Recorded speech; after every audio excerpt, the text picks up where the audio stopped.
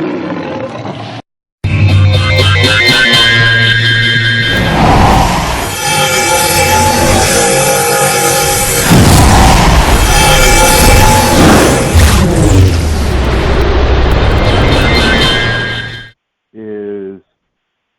the facts and figures of Purim. The facts and figures of Purim. Now, Purim is not going to, we're going to have another Shabbat before Purim starts, right? But this I wanted to touch on because when we're reading it and when we're going through it, it's a lot of facts that are sometimes hidden in the text. And so I want to bring those out. And we want to talk about the main characters, or I call them figures, so we can know. So when we are reading the book of Esther and the addition to Esther and the Apocrypha, we will be able to understand more clearly what is really going on.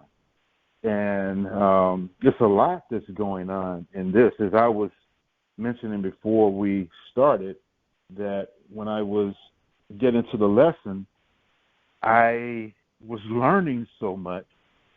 And believe me, we learn a lot when we prepare lessons.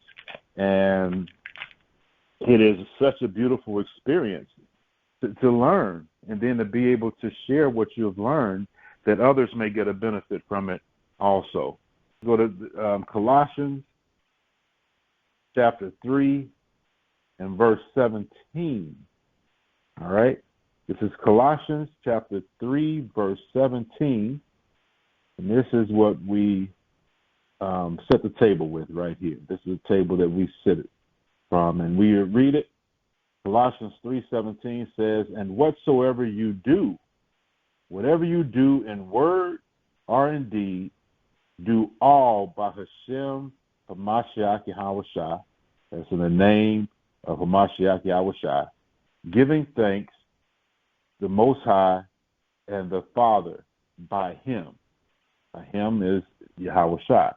So we give thanks to our Heavenly Father and His Son, Yahushua, for everything that we do and everything that we say. This is 2 Timothy chapter 3, and we'll read from 15 through 17. 2 Timothy chapter 3, verse 15 through 17 reads, "And that from a child thou hast known the holy scriptures, which are able to make you wise unto salvation through faith, which is in Hamashiach Yahushua. All scripture is given by inspiration of the Most High, and is profitable for doctrine, for reproof, for correction, for instructions in righteousness, that the man of the Most High may be perfect, thoroughly furnished unto all good works." All right.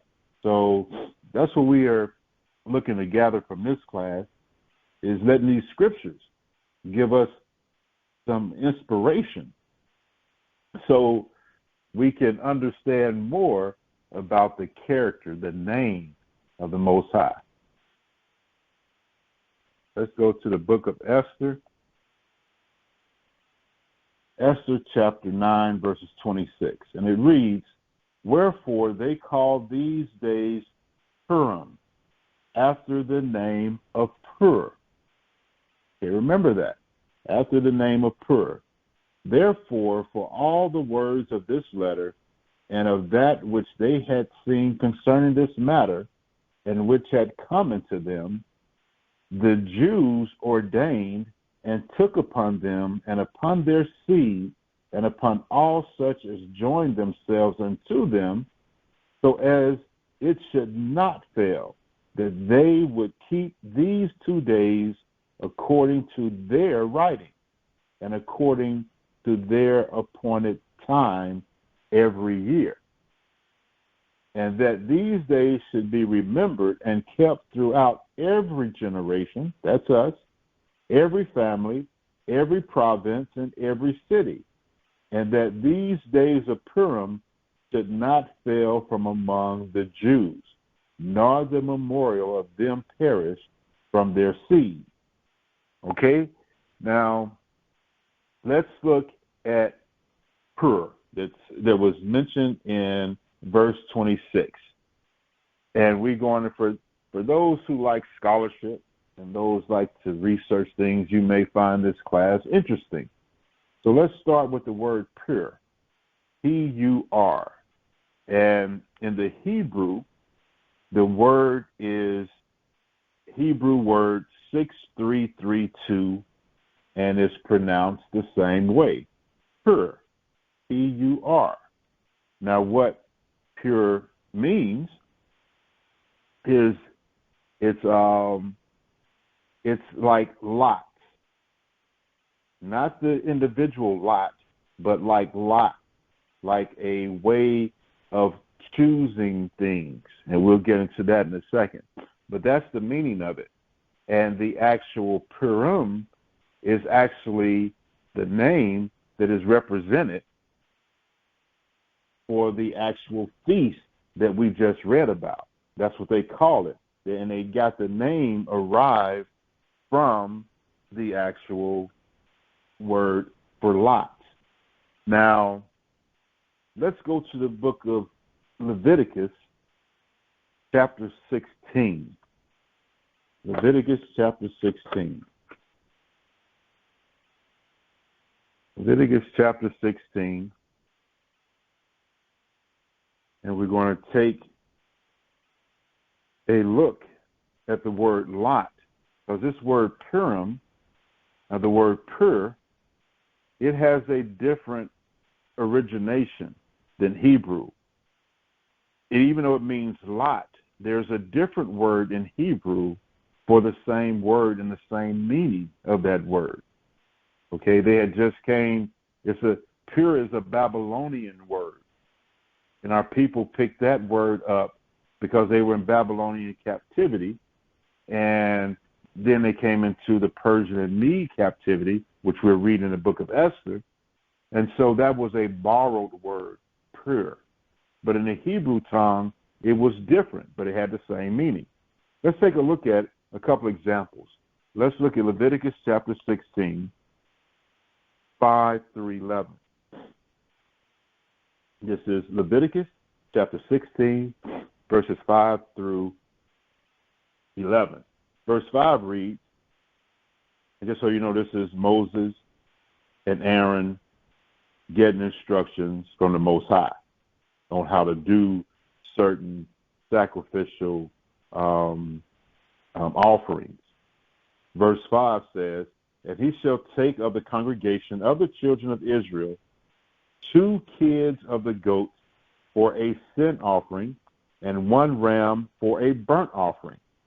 And Aaron shall offer his bullock of the sin offering, which is for himself, and make an atonement for himself and for his house.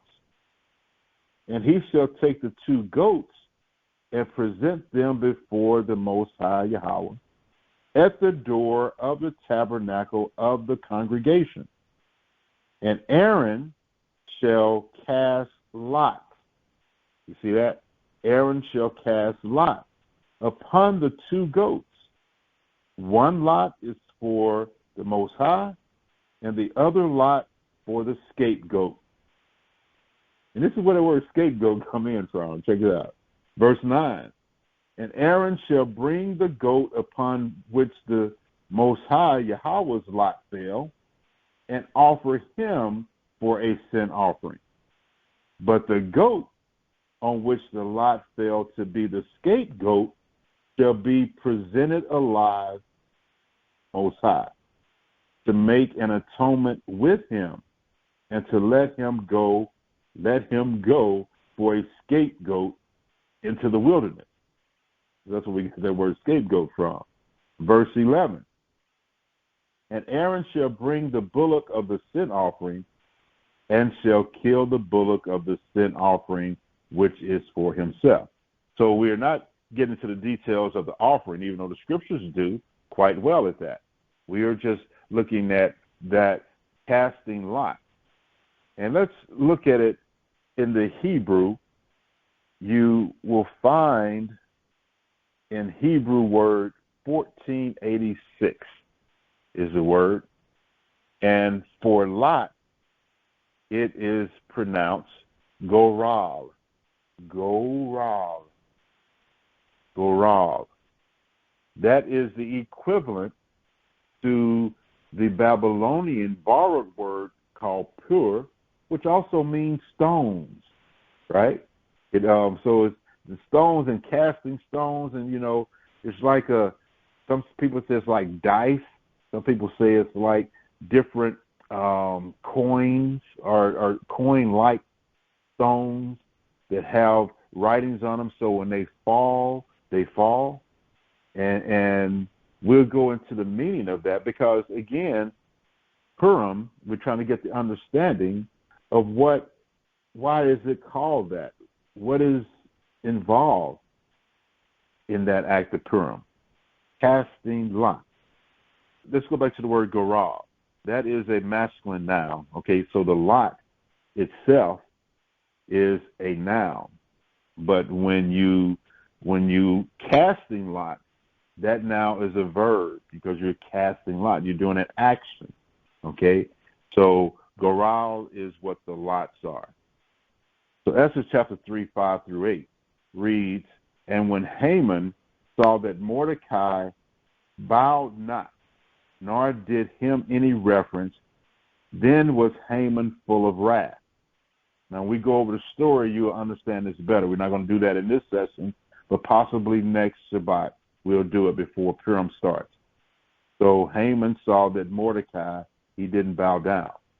Verse 6, "And he thought scorn to lay hands on Mordecai alone, for they had showed him the people of Mordecai.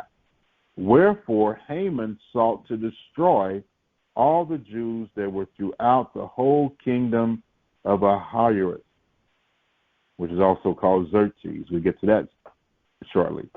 "Even the people of Mordecai." Okay. Verse 7, "In the first month, that is the month of Nisan, also called Abib, in the 12th year of King Ahasuerus, they cast pure." Okay, that's what I was looking for before. They cast pure. That's like stones. That's that Babylonian word, right? That is equivalent to the goral. That is the lot. It tells you there. They cast pure. That is the lot. Before Haman, from day to day, and from month to month, to the 12th month, that is the month of Adar. And Haman, verse 8 says, "Said unto King Ahasuerus, there is a certain people that are scattered abroad and dispersed among the people in all the provinces of your kingdom. And their laws are diverse from all people. Neither keep they the king's laws.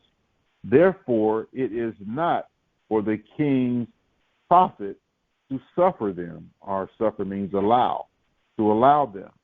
So we see that that Haman was casting lots, and that's where, and he said they cast pure, because pure is lots, right? So that's where I want to start from, and let's just keep moving to learn more about these lots, because he did it for evil purposes, as we just read. And if you know the story, you know what he was doing, and we'll get into that again. However, there are good casting of lots that our customs, our culture is involved in. And you must understand that it's not like witchcraft. It's not like dwelling, like, oh, man, that seems kind of shady. If they look like they tossing dice over there. But that, that's not what it is. And let's get proof of that. Let's go to the book of Proverbs, chapter 18 and verse 18. Proverbs 18 and 18. And put me a little marker here myself. Proverbs 18 and 18, and it reads, "The lot," that's the goral, "causeth contentions to cease and parteth between the mighty. What this is saying, that when there is contention, casting lots has a way to settling those contentions. Because it's not just people saying what they think should be the way it goes. It's actually letting the Most High choose through the act of casting lots. So a lot causes contentions to cease. So you can see it's necessary. So it's kind of like we would relate to today, like a coin toss. Whenever we're about to say, if those who watch sports, if you got the home field, they don't want you to, everything to go your way. So they come up with, so people don't have contentions. They say, okay, we'll just flip a coin. Heads is you, tails is me. That's a form of doing lots. Some people use that, let's pour some straws. Let's do that because we don't know who's going to go first. So what do? They put. So all this is part of our culture, brothers and sisters. And let's go to another example. Let's go to Proverbs 16, just a couple of chapters back, and read verse 33. This is a good one. The lot is cast into the lap, but the whole disposing thereof is of Yahweh. See that? So even though we are casting that lot, but when we're doing it for righteous reasons, to try to do land divisions or deciding which, and it's not clear, that is how it is disposed of by the Most High. The whole outcome is what that is meaning. The whole disposing, the whole outcome is from or is of the Most High. And for the first definition, because we're going to get into the second part, because that's how Israel, when they were with Joshua, when they were dividing up lands, they did it with lots. For all except 3 or 4 tribes, the first 3, we'll get into that in a minute. But this says lot, a means of deciding an issue, or of determining the divine will in a matter. That's how yours read. It says also, the use of the lot to determine doubtful matters is very old, and the practice of casting lots was common among the nations of iniquity. So, and then it goes, Haman's efforts to determine a lucky day to exterminate the Jews. That's what he was doing every day. When I read in Esther chapter 3, verses 5 through 8, he was, in verse 7, he was casting lots to see which would be the lucky day, or as he called it, lucky day, to exterminate the Jews. So he did it every day, every week, every month, for the first year. And of course, no day ever came, because we just read who controls that.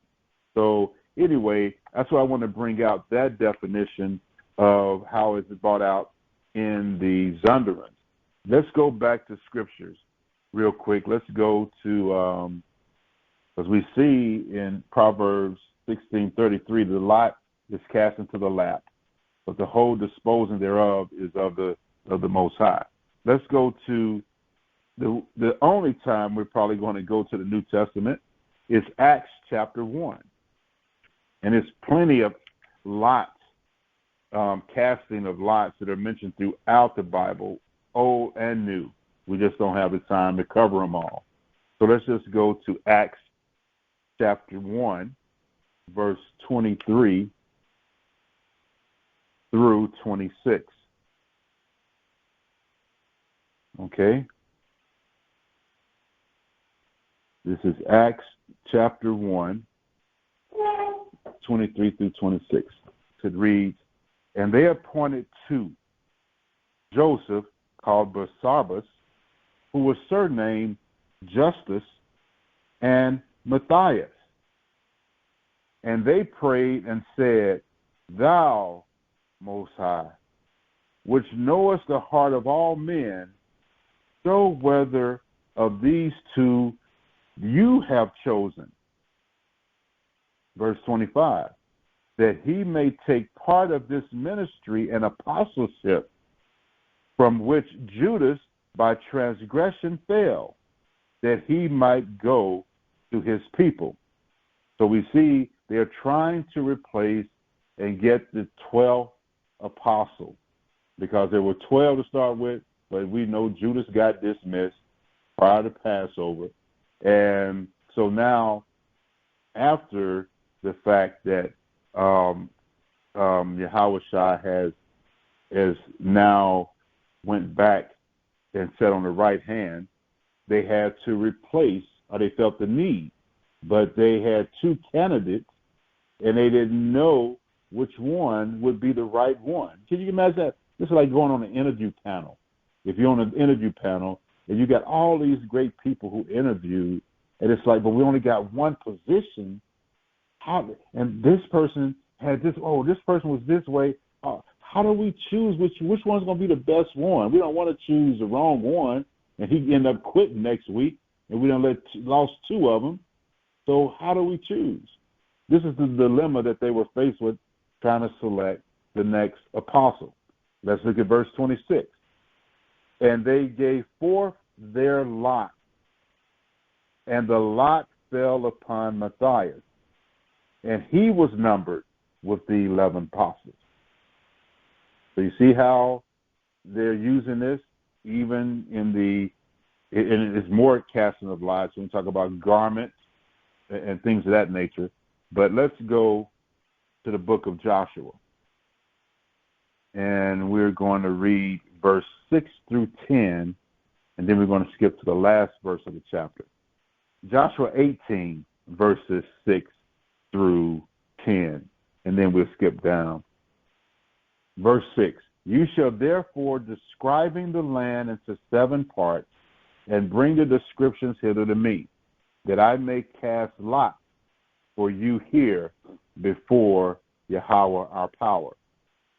But the Levites have no part among you, for the priesthood of the Most High is their inheritance, and Gad and Reuben and the half-tribe of Manasseh have already received their inheritance beyond Jordan on the east, which Moses, the servant of Yahweh, gave them. Verse 8, and the men arose and went away, and Joshua charged them that went to describe the land, saying, go and walk through the land, and describe it, and come again to me, that I may here cast lots. This is again using that word gorah. But the casting of the lots is now a verb, so it's called goratha. So this is now a verb action. For you before the Most High in Shiloh. And the men went and passed through the land, and described it by cities into 7 parts in a book, and came again to Joshua to the host of Shiloh, and Joshua cast lots for them in Shiloh before the Most High, and there Joshua divided the land unto the children of Israel according to what? Their division. Now skip to chapter 19, verse 51. Same book of Joshua.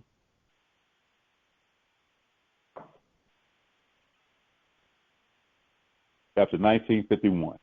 These are the inheritances which Eleazar the priest and Joshua the son of Nun and the heads of their fathers of the tribes of the children of Israel divided for an inheritance by lot, by Gorah, in Shiloh, before the Most High, at the door of the tabernacle of the congregation. So they made an end of dividing the country. So like that second definition that was brought out, this is another way that the land was divided. It's by lot.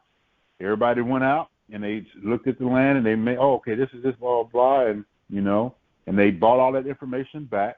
Oh, this one is more, this one has a river going through it. Oh, this one is got sent, they described it, bought it back, and then they cast lots, and then the families occupied, and thus the land of Israel was divided by casting lots. So we see that is common. Now let's go to Deuteronomy 18, just so we know and are clear that this is not a bad practice.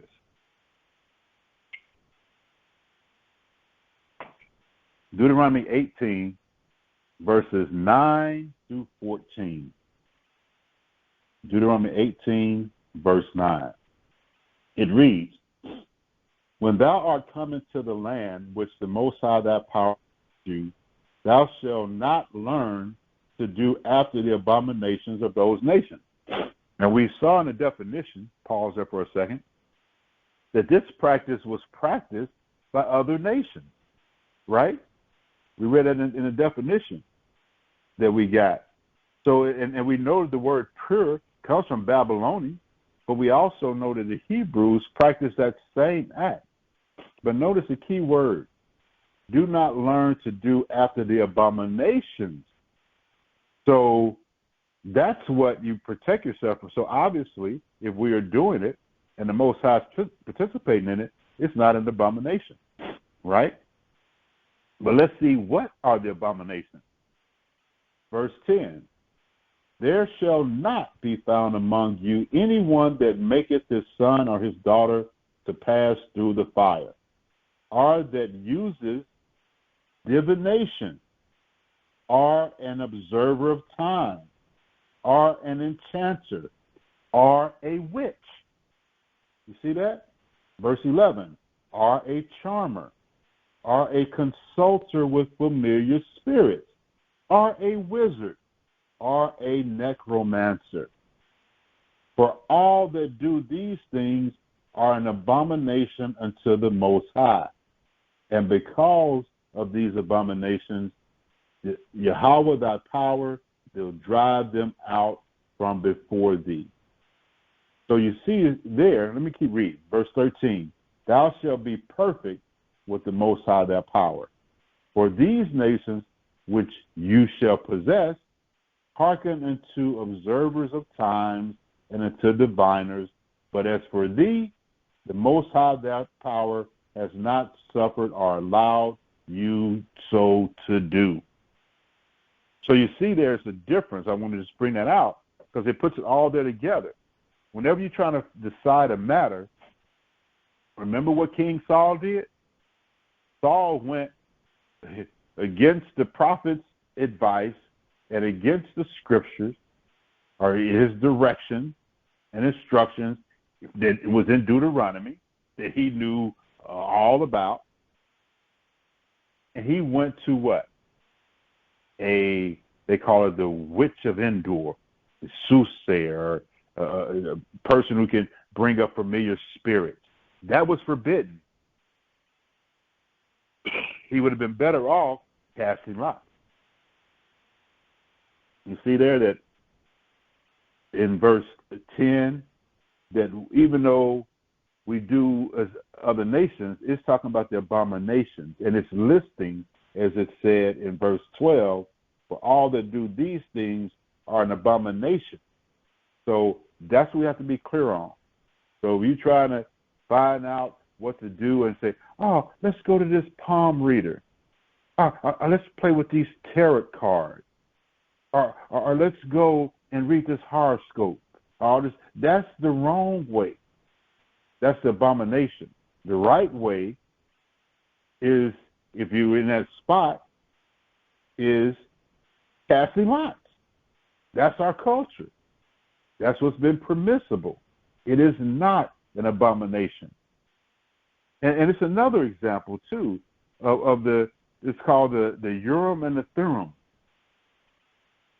that the priests had. Let's take a look at that real quick. Let's go to the book of Exodus, chapter 28 and verse 30. This is Exodus chapter 28, verse 30. Because, see, you will notice in these that the priests had these duties and functions because the priests were doing the services, as we read out about before. They didn't have a portion of land when that was given out by lot. They had the service of the Most High. And so whenever things came up, people would go to the priest to try to find out which way should we go. Kings would do this a lot. And then the prophet would say, well, let's go see this priest over here.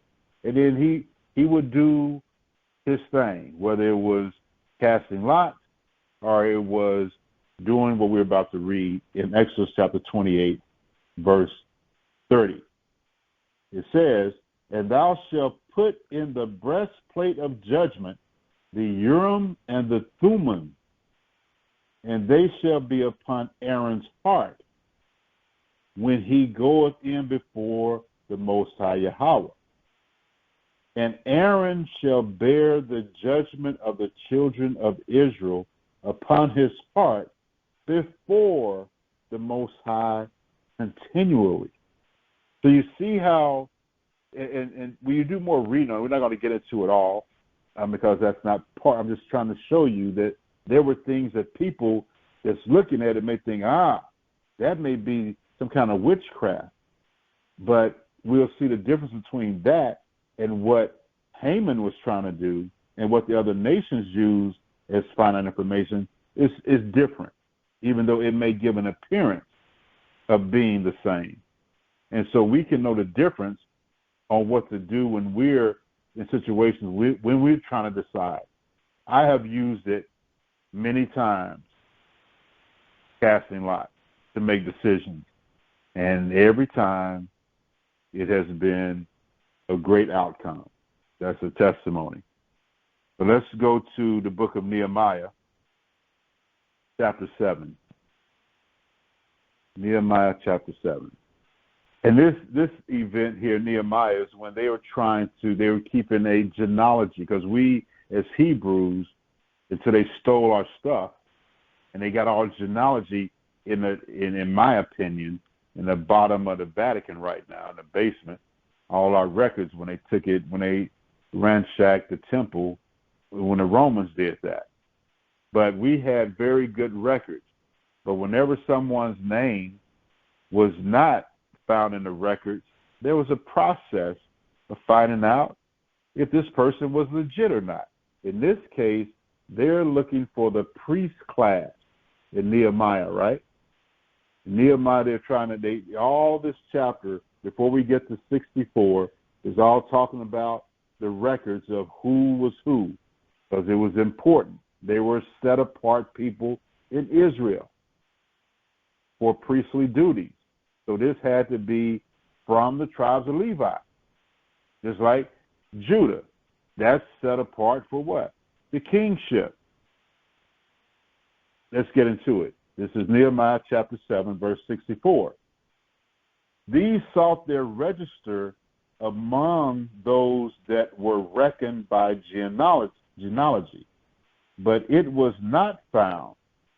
Therefore were they, as polluted, put out of the priesthood. So in other words, if someone walked there and they keep genealogy and they don't see a record of who this guy is, they can't just let him just walk in and be a priest. He can be from Ephraim. He can be from Dan. He can be no, you got to be from Levi. So you're going to get kicked out of priesthood. But verse 65 goes on to tell us, and the Teshartha said unto them, that they should not eat of the most holy things till there stood up a priest with Urim and Thummim. Okay? So it's letting you know, so that they had to wait till a priest who had that under his breastplate, the Urim and the Thummim, and then let that, since there was no record, that would be Most High verifying if they are legit or if they got to quit. One or two. And that's how it was done. So we see again that this was another way. It wasn't casting lot. but it was similar to that in using the Urim and the Thummim. All right?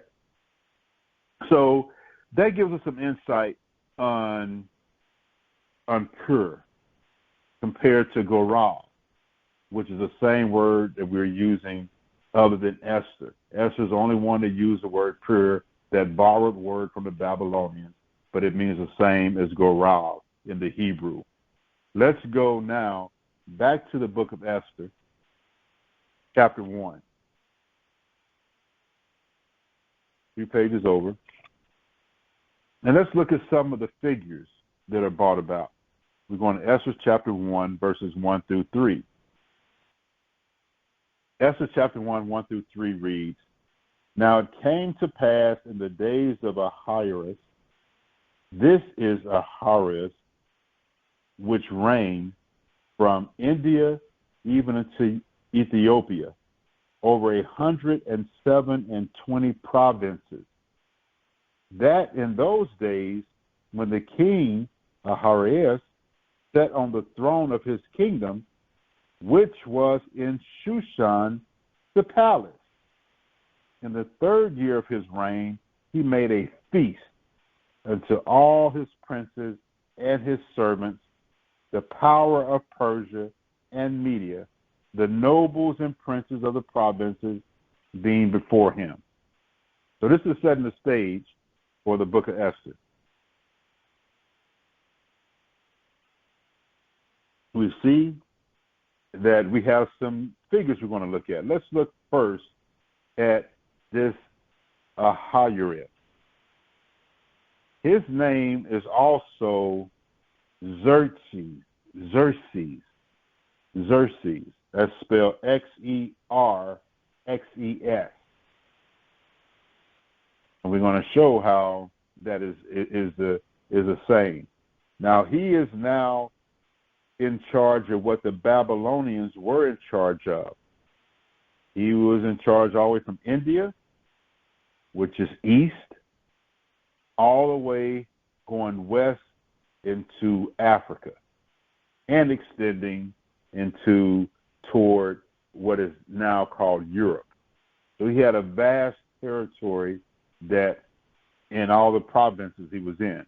But let's get to that name, because he only ruled 21 years. He only ruled 21 years from, I think it was 486 BC to 465, if I'm correct on that. That's how many years that he reigned. So let's look at him a little closer. Let's go to the book of Ezra, chapter 4.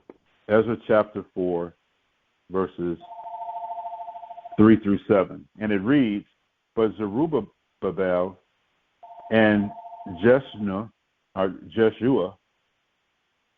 and the rest of the chief of the fathers of Israel said unto them, You have nothing to do with us to build an house unto our power, but we ourselves together will build unto the Most High our power of Israel, as King Cyrus, the king of Persia, has commanded us. Then the people of the land weakened their hands of the people of Judah. Now, when they say that word Judah, we're going to come back to that. And troubled them in building it, and hired counselors against them to frustrate their purpose, all the days of Cyrus, king of Persia, even until the reign of Darius, king of Persia. And in the reign of Ahasuerus, which is also called Xerxes, I didn't put it there, but let's keep reading. In the beginning of his reign, wrote they unto him an accusation against the inhabitants of Judah and Jerusalem. And in the days of Artaxerxes, wrote Bishlam, Mithridates, Hadad, and the rest of their companions unto Artaxerxes, king of Persia. And the writing of the letter was written in the Syrian tongue and interpreted in the Syrian tongue. What does that have to do with anything? well, we'll see that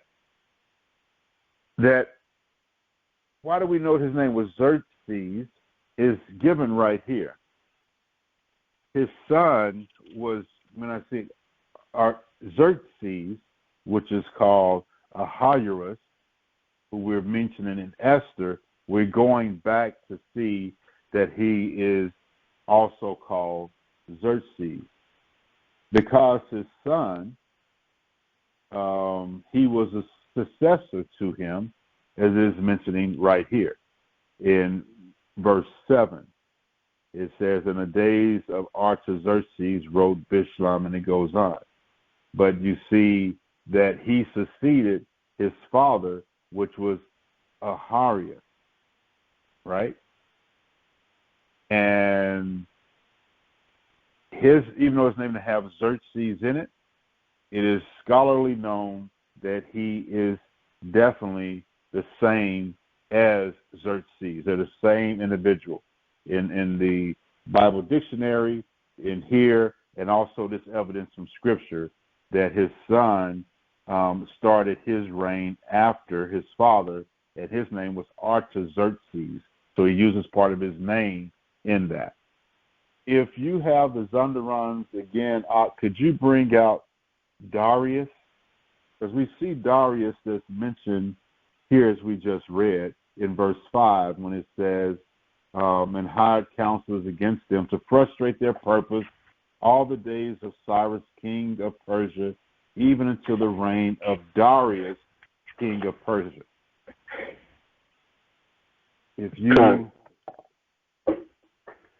Yeah, I have it. Let me see if I can... Okay. This is the definition of Darius in the Bible dictionary, Zondervan Compact Dictionary. Darius, a common name for Medo-Persian rulers.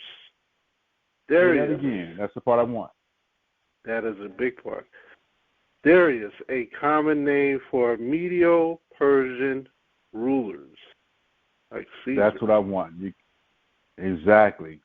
That Darius, that was a proper name for one of the kings of Persia. It's just like saying Pharaoh. Pharaoh, that's just the name, our president, our Caesar, our, even it also the same as Antiochus? Not Antiochus, yeah. Isn't it different names, Epiphanes and other ones that follow? But it's like several Antiochuses. It's several Dariuses, because Darius is a common name for a Medo-Persian ruler. So you can get lost in when you're trying to see how the successors flow from the kings when they use Darius, because it could be a separate king. It could be a different one. And like this one we're talking about is like Darius the Great. And it goes on, I'm not sure in yours, but like middle of the paragraph, I have it highlighted here, it says, when we're talking about the scripture we were just reading in Esther 1:1, his father, Ahasuerus, had conquered Nineveh and extended the Persian reign into India. We just read that in verse 1, and Eastern Europe. Daniel tells us that Darius was not heir to the throne, but nevertheless he was made king. Herodotus gives the name of, I can't even pronounce that, Astyages, the son of Ahasuerus. So he is the same as Darius of Daniel. That gets a little confusing, but that's what I was up so if we're working this out, and I don't want to bore you with it because we got other things we want to get to, but you'll see that Darius is the same as the Darius that's spoken about in the book of Daniel. But he was a son of Xerxes, the one that we read his name before, Artaxerxes. That's Darius, because Darius is just, as we read, a common name for the ruler. So it's enough on that. Let's just keep rolling. And here we go. Daniel chapter 9, verse 1. This is what we were just referring to. Daniel chapter 9, verse 1.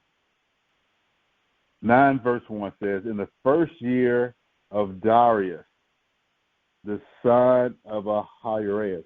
See, we got the same Ahasuerus that we read in Esther 1:1, but his name, the son of him, was called Artaxerxes.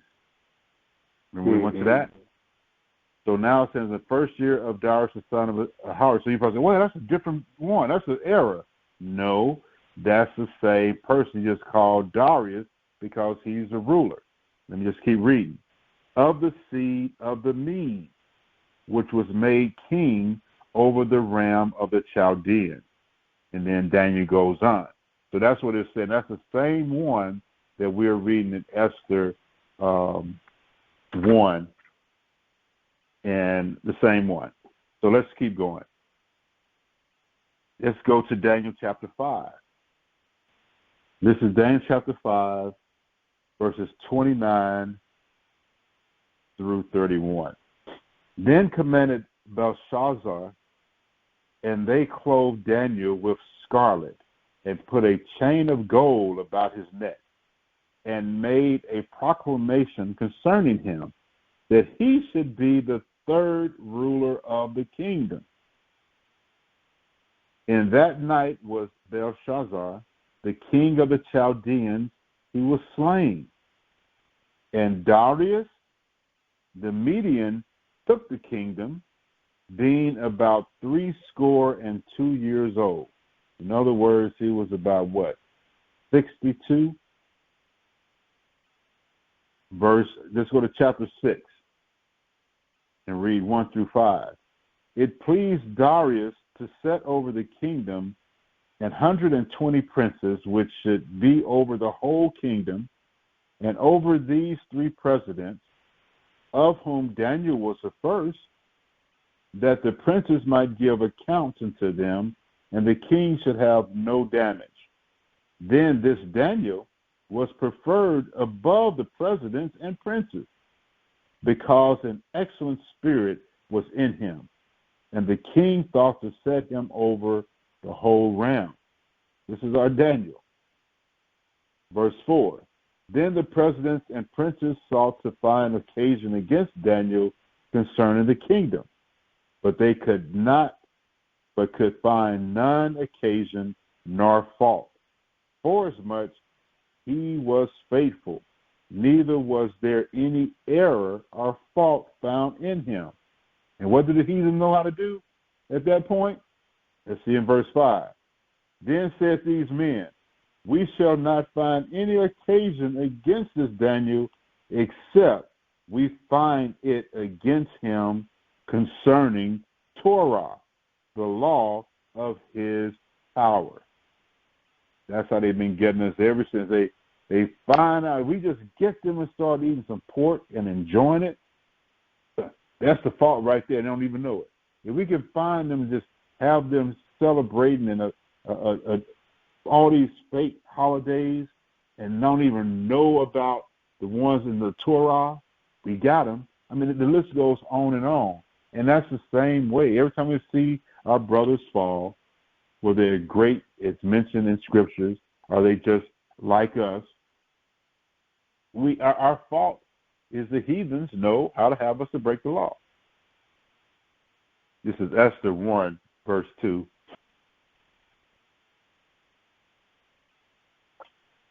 Notice that it said that in those days was King Xerxes set on the throne of his kingdom, which was in Shushan, this palace. Let's find out a little bit about Shushan.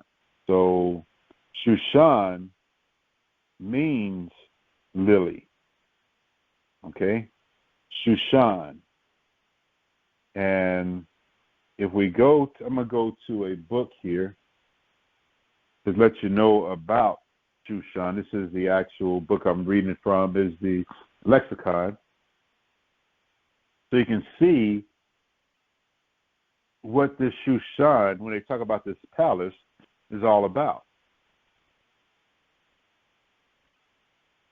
It is kind of like a beautiful resort that the kingdom, a lot of kingdoms, including ours, meaning the Israelite Judean community, we really favored this spot. Here it is in the lexicon for Shushan.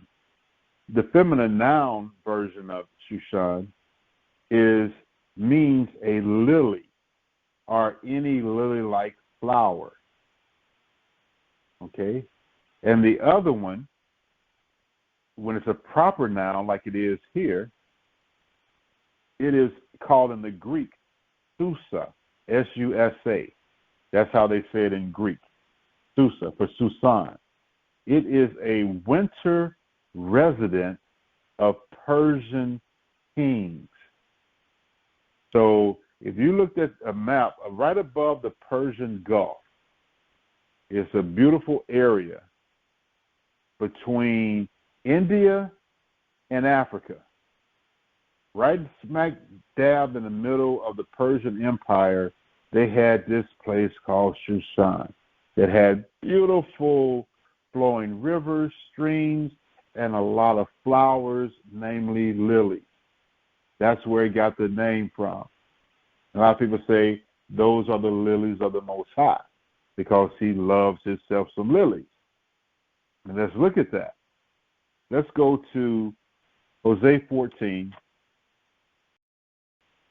This is the book of Hosea, chapter 14, 4 through 7. It reads, I will heal their backsliding. I will love them freely, for mine anger is turned away from him. I will be as dew unto Israel. He shall grow as the Shushan, or the lily, and cast forth his roots as Lebanon. His branches shall spread, and his beauty shall be as the olive tree, and his smell as Lebanon. They that dwell under his shadow shall return. They shall, that's that shadow talking about in of the Most High in Psalms 91. They that dwell under his shadow shall return. They shall revive as the corn or barley, and grow as the vine. The scent thereof shall be as the wine of Lebanon. Get down to verse 9. Who is wise? And he shall understand these things. Prudent, and he shall know them.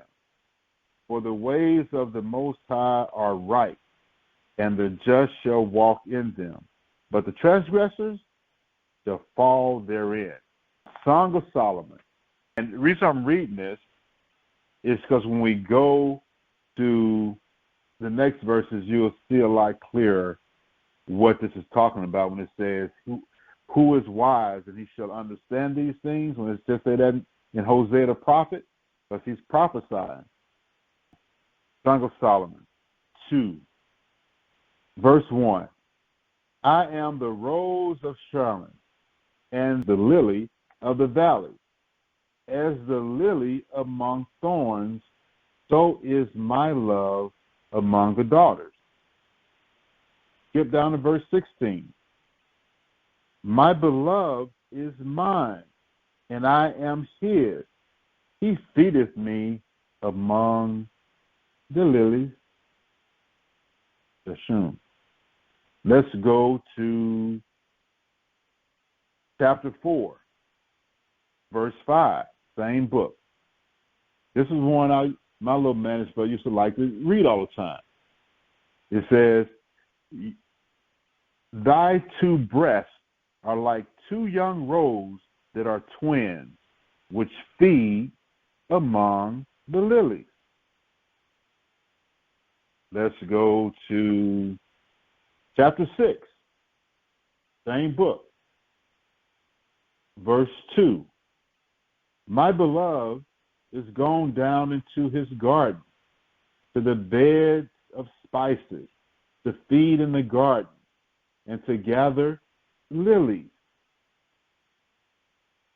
Verse 3, I am my beloved, and my beloved is mine. he feedeth among the lilies.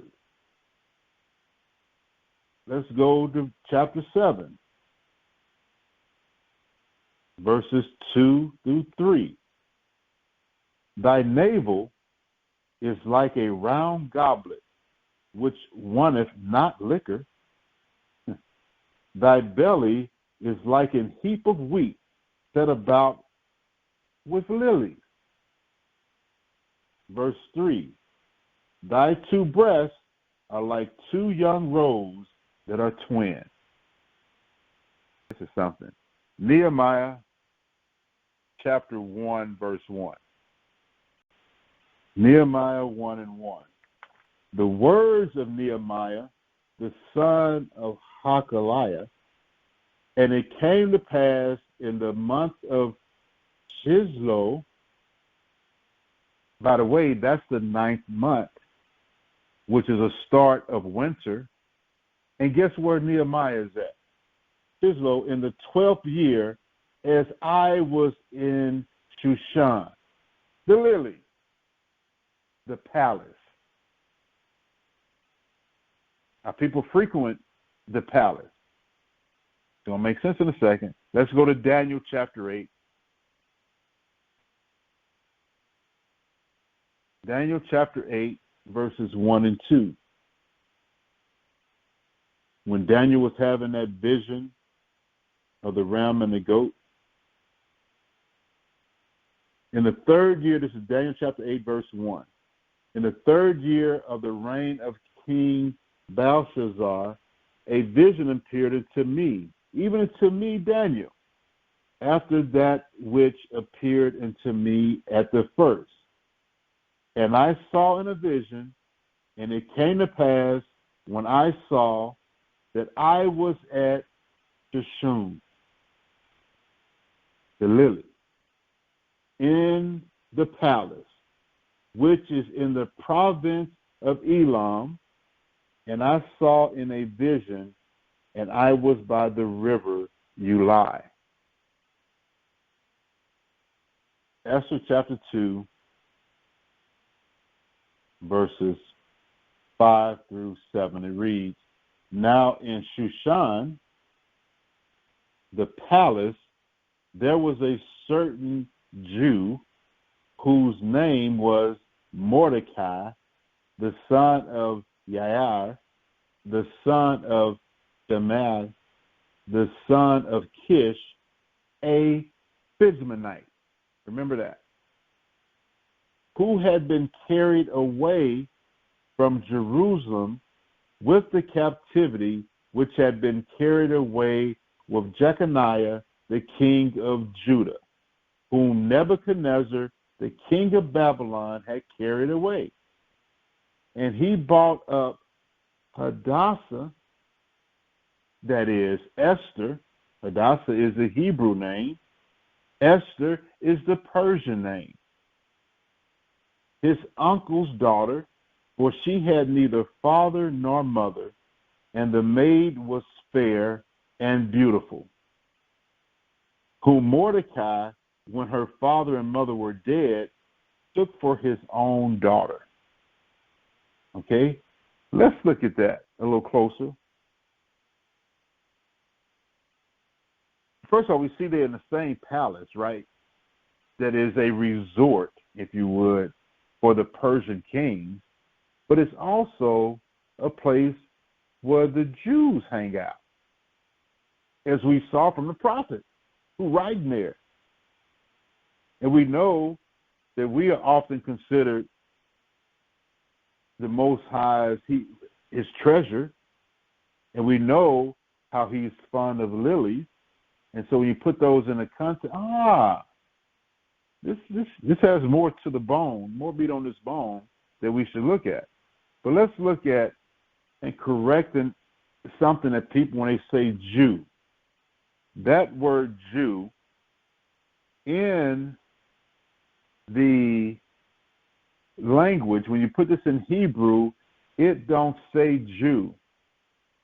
It says Yehudi or Yehuda, Yehudi, meaning the adjective to describe the people.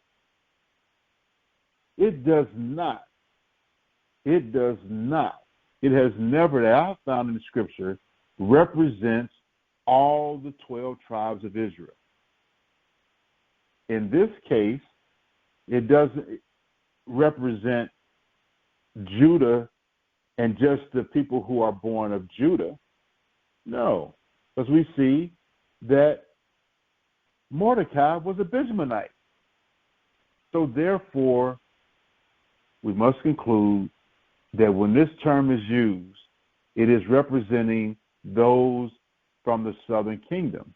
Because the southern kingdom was the one, as it tells us, that was taken off by Nebuchadnezzar into Babylon, right? So it's talking about a few tribes that make up the southern kingdom. And so when you see that word, a certain Jew, as we read throughout Esther, don't be the okey doke like they're getting. People start thinking, oh, that's them people that are over in the land, the ones that Revelation 2:9 and 3:9 talk about. That's not these are the ones who are of the southern kingdom. So I just want to bring that part out. First of all, it is not all of Israel. It is the southern kingdom. And we'll show you right now. Let's go to Isaiah chapter 7. Isaiah chapter 7. Isaiah chapter 7, 5 through 9. Because Syria, Ephraim, and the son of Remaliah have taken evil counsel against thee, saying, let us go up against Judah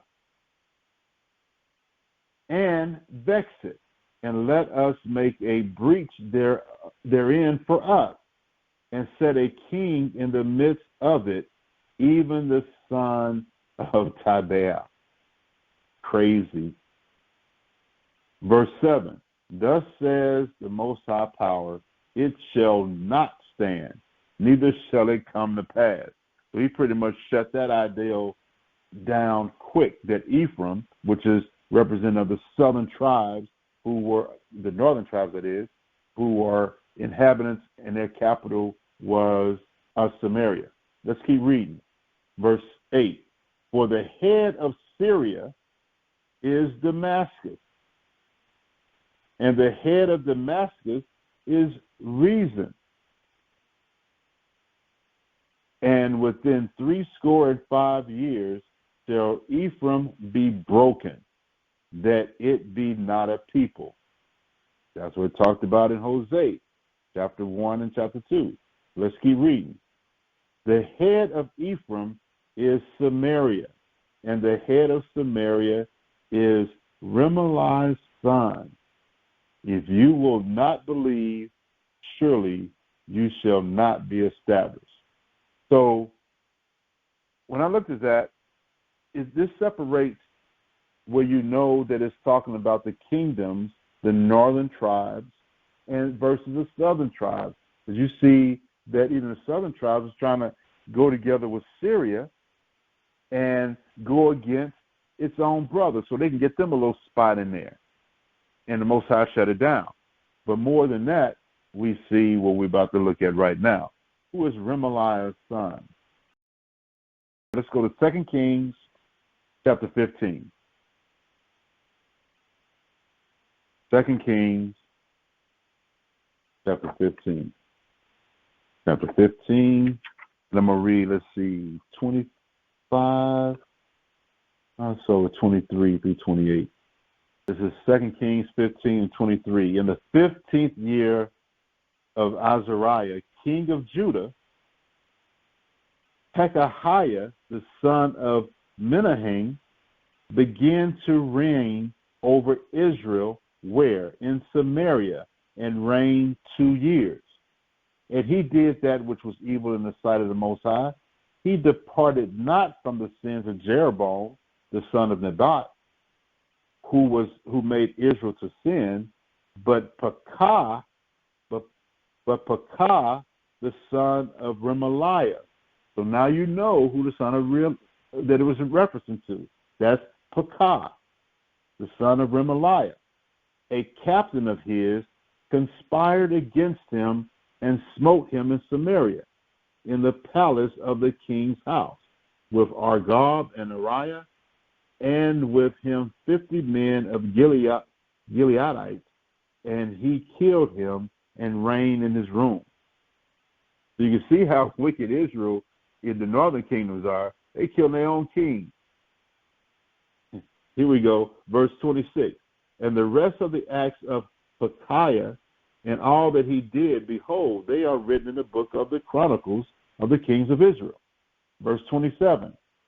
In the 15th year of Azariah, king of Judah, Pekah, the son of Remaliah, began to reign over Israel in Samaria, and reigned 20 years. He reigned from, the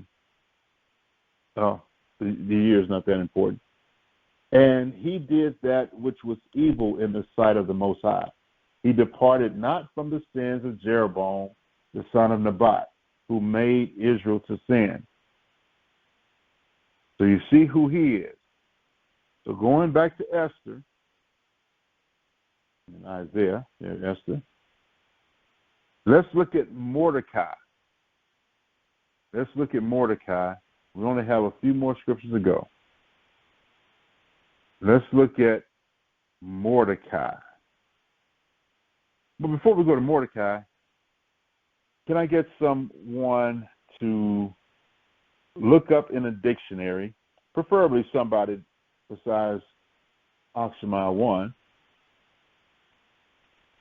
if we can, to look up the word myrtle, because myrtle, in the Hebrew, myrtle is the meaning of Hadassah. Remember, that's Esther's name. In Hebrew is Hadassah. So what, since it means myrtle, somebody let me know when you got it. Myrtle. Myrtle.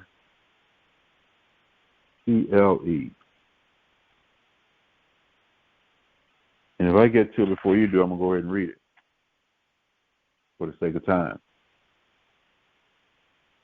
Myrtle. 3 more seconds, then I'll bring it out. All right. A myrtle, according to the dictionary that I'm reading from, is the Webster's New World Dictionary. It says, it's a Semitic word, number 1. And any of the genus of plants of the myrtle family with evergreen leaves, white or pinkish flowers, and dark, fragrant berries. Okay, so it's an evergreen tree, also like shrubbery. So that's Hadassah. So when you're looking at that, and it's dark, it has a nice aroma, fragrant berries, pinkish flowers. Kind of let you know why it was mentioning her description of Esther, Hadassah, when it said she lost her father and her mother.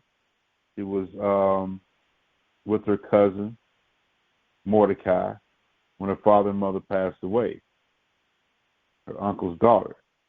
So it also says she was fair and beautiful. Sometimes I think they put the word fair to replace the word fine and beautiful, because Esther was really a quite attractive Israelite. So let's go to Mordecai.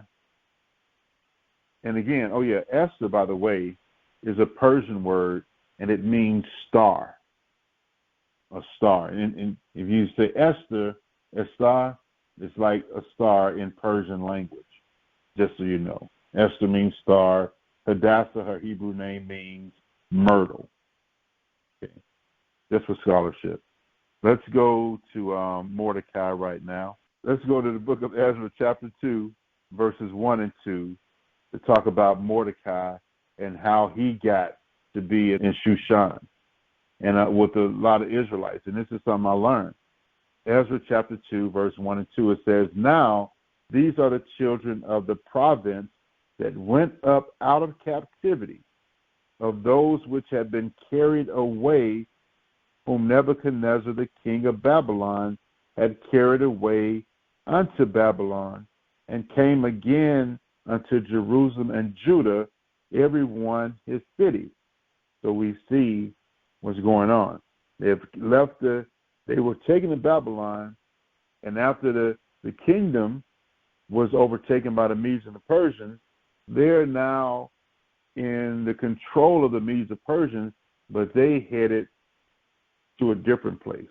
And just to show you who was with them, in verse 2, which came with Zerubbabel, Jeshua, Nehemiah, Sariah, Reelaiah, Mordecai, Bilshan, Mispar, Bigvaiah, Rehum, Baanah, the number of the men of the people of Israel.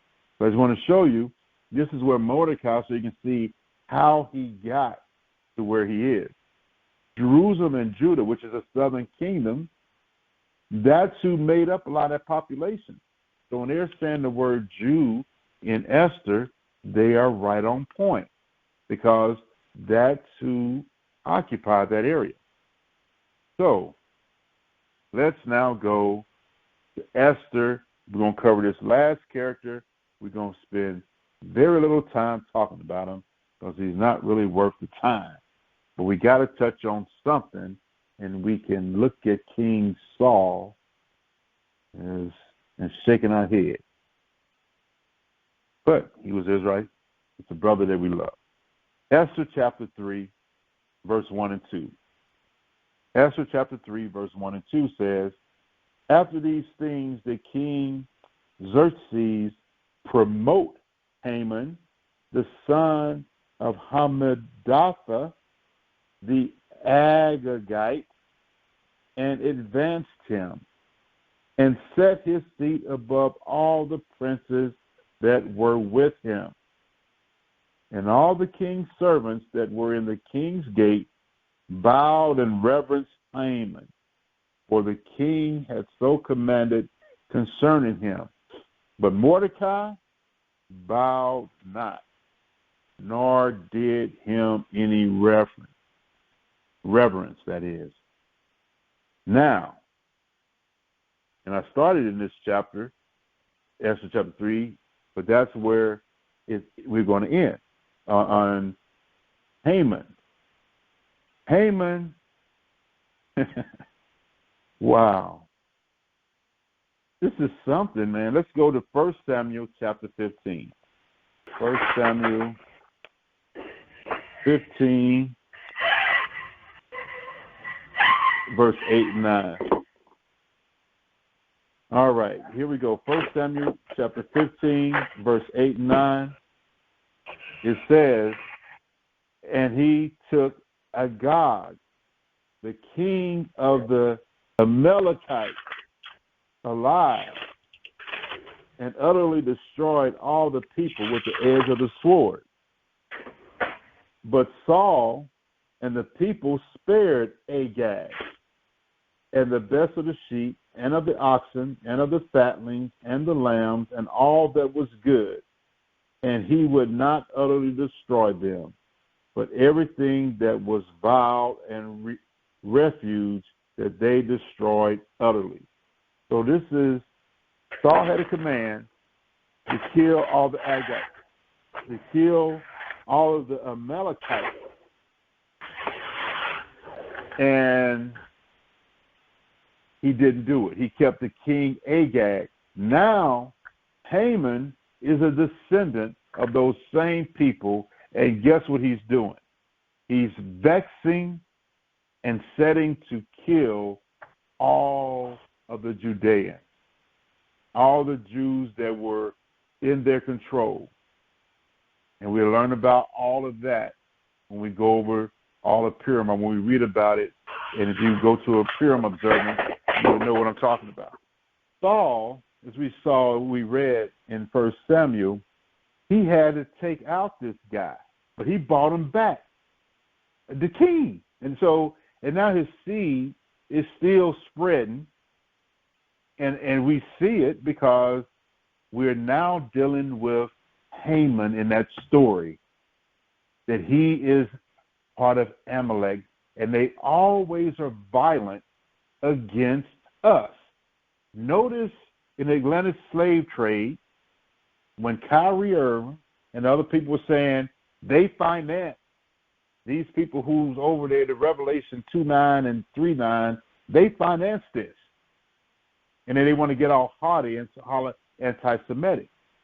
But it's something that they have been a thorn in our side since that's why the Most High ordered Saul. And that's why Saul got dealt with, because he did not do as the Most High commanded him. That's why the Most High turned his face away from Saul until David came along as a righteous king, because he has allowed that seed to not only vex during the time of Esther in that empire, they were behind it, but also in this last empire that we're looking at.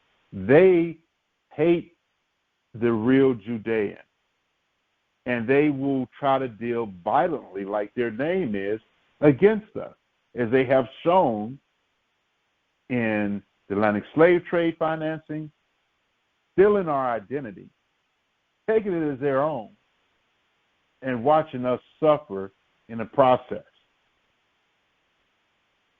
All this has to do with the facts and these people, these figures in Purim.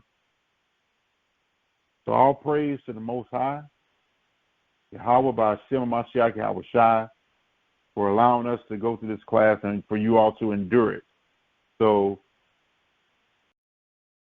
this is the word of the Lord of hosts. I took you from the pastures and from following the sheep to be prince over my people Israel. I have been with you wherever you have gone, and have destroyed all the enemies in your path. I will make you a great name among the great ones of the earth. I will assign a place for my people in Israel. There I will plant them, and they shall dwell in their own land.